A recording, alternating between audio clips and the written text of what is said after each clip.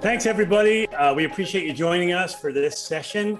Really, it's all about you have the case, you have your docket. Now, what do you do, right? Cases are retained. What next? And joining me on the panel, we have some amazing experts. I'm going to go down the line, let everybody introduce themselves. And then, of course, let's talk about probate. So what's really funny is Darren always says, well, you know, people die. And they do, right? So tell us, same sort of process. Maybe people aren't aware that someone's died in the middle of a litigation, right? And or maybe, you know, is it on behalf of filings? Like, talk to us a little bit about the complicated world you live in and what people need to be aware of.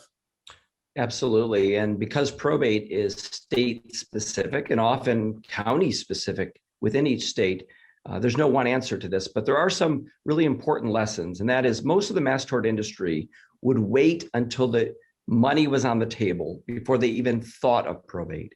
There was a case some years ago called In re Engel, which really shocked the mass tort world. In Florida, 588 plaintiffs' cases were dismissed because they had failed to open up probate estates and they'd blown the statute of limitations. And it caused the mass tort industry to look at this particular issue much earlier in the process. So we urge people to look at their plaintiffs if they have died, get an estate open, because in many states, you don't have standing to bring forth the claims without a personal representative, a letter of administration in place. So we encourage you to do that at the onset, not when there's money on the table. Our particular office provides a national solution to this problem. So we're like the one-stop shop. So most of the mass tort industry that works with us essentially hands us their entire list. And on any given year, about 1% of the population dies. So within a mass tort context, you have to assume at least 1 to 5%, depending on the tort, is going to die at some point. And it would be probate that should be on people's radar to avoid the risk of missing a statute of limitations by having the appropriate plaintiff in place. And what we'll do is we'll go to Darren, who's been sitting quietly. We'll start with you, Darren. No pressure, but any final thoughts you'd like to share with the people that are watching?